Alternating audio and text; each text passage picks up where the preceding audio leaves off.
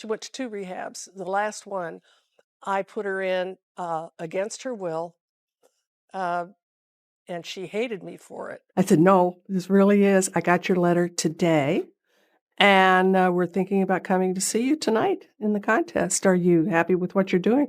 America's Funniest Woman just delivered the performance of her career. The studio audience sat in stunned silence. The crew was fighting back tears. Critics would call it television gold.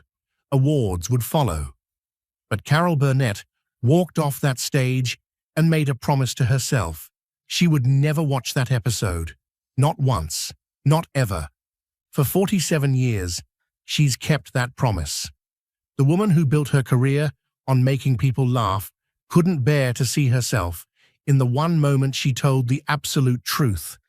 No jokes, no funny voices, just devastating honesty that cut so deep it shattered everything her show represented. What happened in those few minutes in 1977 that haunted America's sweetheart for the rest of her life? And why would someone who spent decades turning pain into laughter finally create something too real to face? The answer lies in a childhood that would have broken most people before they could even dream. A 2-year-old girl sits by a window in San Antonio, Texas, waiting for footsteps that might bring love instead of chaos. But the footsteps that come belong to strangers in their own home. Parents so consumed by alcohol that they've forgotten they have a daughter who needs them. Carol Burnett's story doesn't begin with laughter. It begins with silence. The kind of crushing quiet that fills a house where adults have chosen bottles over bedtime stories, where a child learns that being invisible is sometimes the safest way to exist. Her father worked sporadically at a movie theater, his hands shaking too much to hold steady employment. Her mother existed in a haze of broken promises and bitter dreams, emotionally absent even when physically present. Both would eventually die from their addictions, leaving behind a legacy of abandonment that would haunt Carol for decades. But here's what's remarkable about the human spirit. Even in the darkest circumstances, it finds ways to survive. By the time Carol was a toddler, she had already discovered something powerful, that making people laugh, even for a moment, could transform pain into something bearable. When her parents finally gave up all pretense of parenting, Carol found salvation in an unexpected place. Her grandmother, Mabel White, swept her away from the chaos of Texas and brought her to Hollywood. But there was no red carpet waiting for them. Instead, they found themselves in a single cramped room in a run-down boarding house, surrounded by society's forgotten souls. They survived on $20 a week. They couldn't even buy toilet paper, so they quietly took it from movie theater bathrooms, not out of greed, but out of pure desperation. But within those crumbling walls, something magical happened. Carol discovered what would become her greatest talent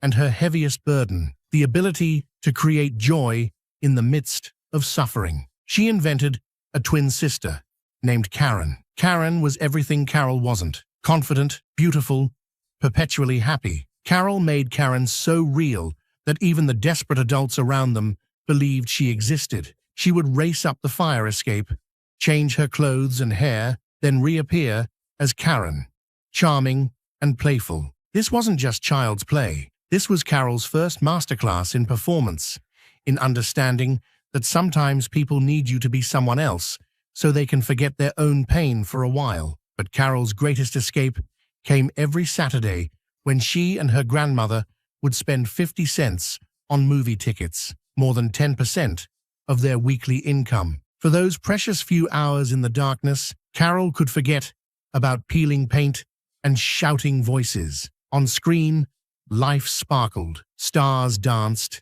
people kissed, and it was in one of those dark theaters that Carol heard something that would change her life forever. Johnny Weissmuller's famous Tarzan yell echoed through the room, and it hit Carol like lightning. She went home and began obsessively mimicking that sound, perfecting every pitch and rhythm. She had no idea she was training her voice, building the kind of breath control that takes most singers years to master. To her, it was just a game. But that yell would later bring down audiences in laughter and applause. What began as a child's desperate imitation became one of the first tools in her comedy arsenal. By the time she was 7 years old, Carol Burnett had learned the most important lesson of her life. Laughter was a shield against a world determined to break her spirit. But she had no idea that one day that same shield would become too heavy to carry. That shield would be tested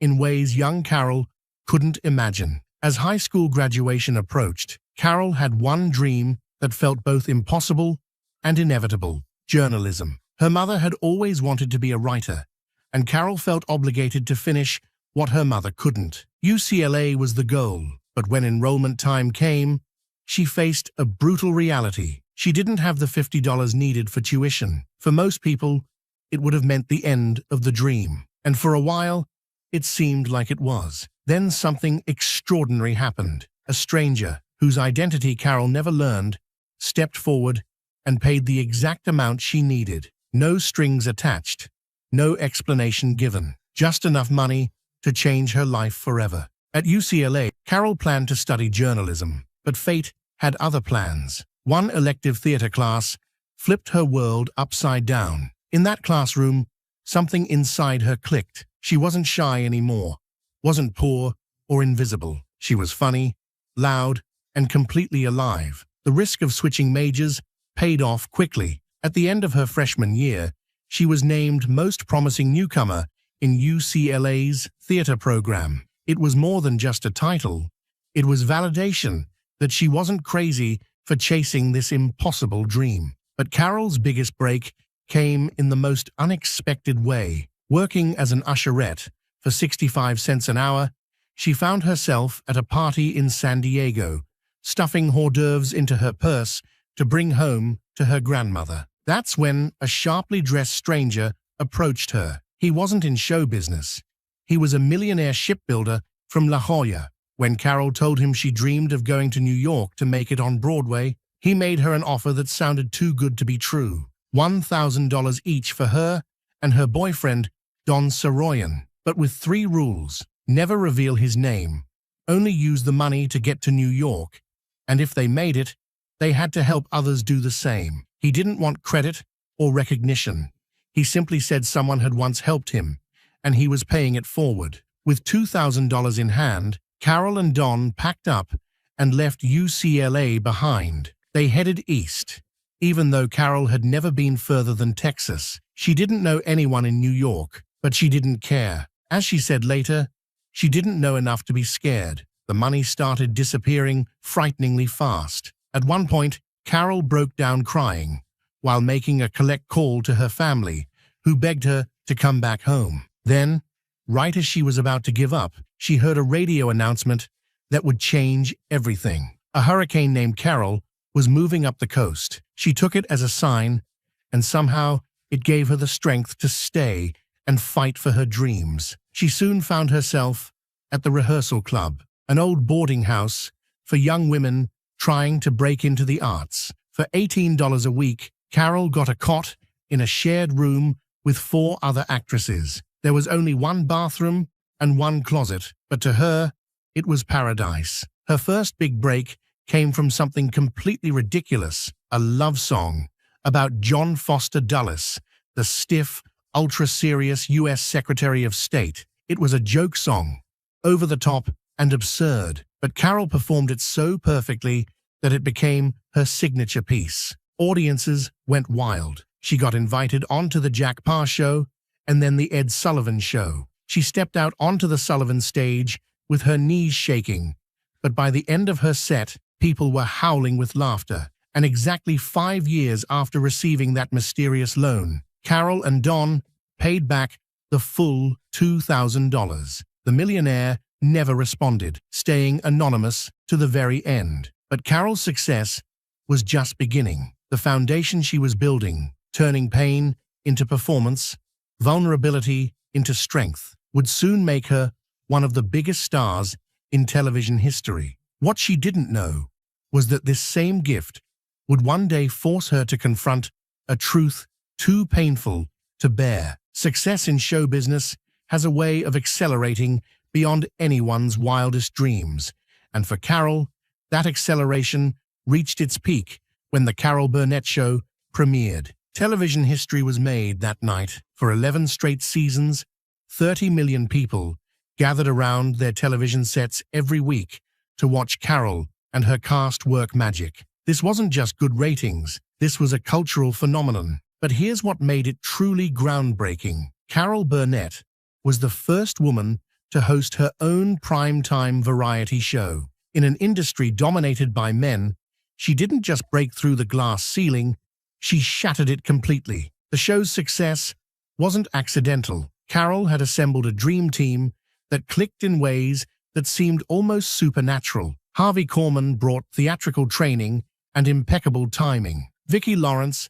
started as a teenager and became comedy royalty. And then there was Tim Conway. Conway was controlled chaos in a suit. He had one unbreakable rule: never go all out in rehearsals. He saved his best bits for the live tapings, throwing everyone else off completely. This meant every performance was fresh and absolutely electric. The most famous example came during what's now known as the Elephant Story. In a sketch from their recurring family series, Conway launched into a long, ridiculous tale about a circus elephant. As he rambled on, Carol, Vicki, and Harvey tried desperately to stay in character, but the story kept getting funnier and weirder. By the end, even Vicki Lawrence lost it completely. She hit back with a line so unexpected that it cracked up everyone on set, including Conway himself. Moments like that became the soul of the show.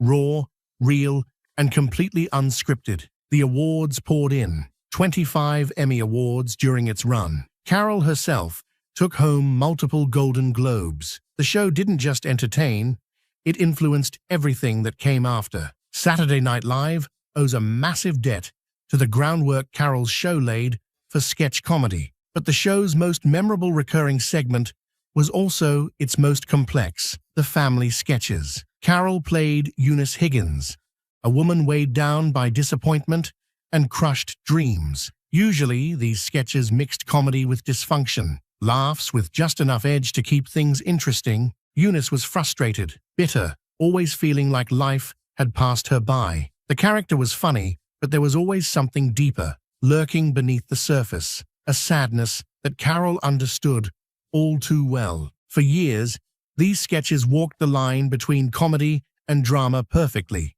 Audiences laughed, but they also recognized something real in Eunice's struggles. The character resonated because she represented everyone who ever felt stuck, everyone who ever wondered if their dreams were just foolish fantasies. But as the show entered its 10th year, Carol and the writers decided to push that boundary further than they ever had before. They crafted a sketch that would test the very limits of what comedy could be, what television could handle, and what Carol herself could endure. They had no idea they were about to create something so powerful, so devastating, that it would haunt Carol for the rest of her life. The performance that would make her promise herself she'd never watch it again was just weeks away. What happens when someone who has built their entire career on transforming pain into laughter finally encounters pain too deep to transform? Carol Burnett was about to find out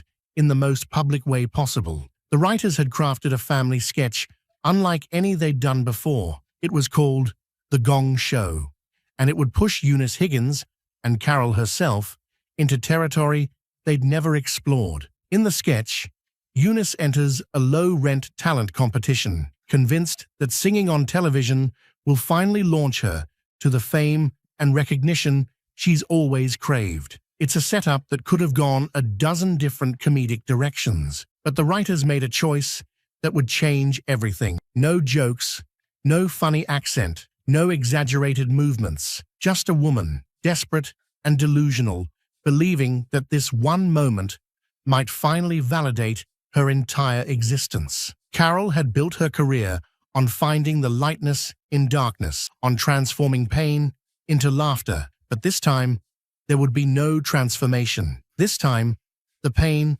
would just be pain. As the cameras rolled, Carol stepped onto that fake talent show stage as Eunice, and something shifted. The studio audience, expecting laughs, found themselves watching something entirely different. This wasn't comedy, this was surgery, performed without anesthesia, broadcast live to millions. Eunice sang with desperate hope in her voice, pouring her heart into a performance she truly believed would change her life. And then came the judges' response, led by real-life game show host Alan Ludden. They didn't just critique her, they destroyed her. They mocked her voice, her appearance, her dreams. They laughed at her, the way the world had always laughed at people like Eunice. The camera captured every micro-expression on Carol's face, the hope dying in her eyes, the realization that she'd been fooling herself, the crushing weight of a lifetime of disappointment finally breaking her spirit completely.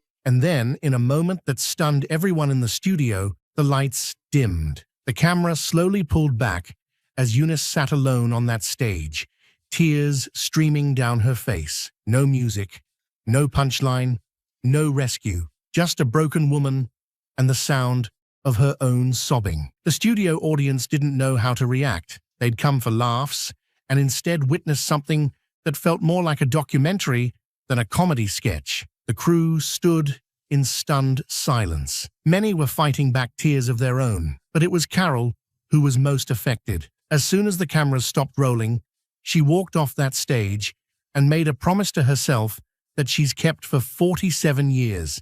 She would never watch that performance, not once, not ever. Years later, she would explain why. The pain was too real, she said. Eunice's devastation felt like her own, because in many ways, it was. Carol had grown up poor, had dreams that seemed impossible, had been laughed at and dismissed. She knew what it felt like to hope for something so desperately that you'd risk everything for just a chance. She understood the crushing weight of being told you're not good enough, not pretty enough, not talented enough. That sketch didn't just show Eunice being broken, it showed every moment Carol had ever been broken, wrapped up in a devastating 7-minute performance that would be hailed as television genius. The critics were unanimous in their praise. Awards followed. The performance was called groundbreaking, revolutionary, a perfect blend of comedy and drama that proved television could be art. But Carol couldn't see any of that. All she could see was her own pain, reflected back at her in high definition, broadcast to millions of people who had no idea they were watching someone's actual heartbreak on screen. For 47 years, that episode has existed in a place Carol refuses to visit. It's there, waiting for her, but she's never been able to face it. The woman who spent her entire career turning pain into laughter finally created something too real, too raw, too true to bear watching. And maybe that's the most powerful testament to her artistry. Sometimes the greatest performances are the ones that break us in the making. The irony wasn't lost on anyone who knew Carol's story. Here was a woman who had survived abandonment, poverty, and crushing disappointment, who had turned every heartbreak into a punchline and every setback into a comeback. Yet she couldn't face 7 minutes of her own truth captured on film. But even as she avoided that one performance, life kept testing her. Her daughter Carrie would battle addiction starting at just 13 years old. Carol would watch her child struggle with demons eerily similar to the ones that destroyed her own parents. Carol fought for Carrie with the same determination she'd brought to her career. She used her philosophy that sometimes you have to love someone enough to let them hate you. Carrie eventually got clean, and she and Carol became closer than ever. They worked together and planned a Broadway play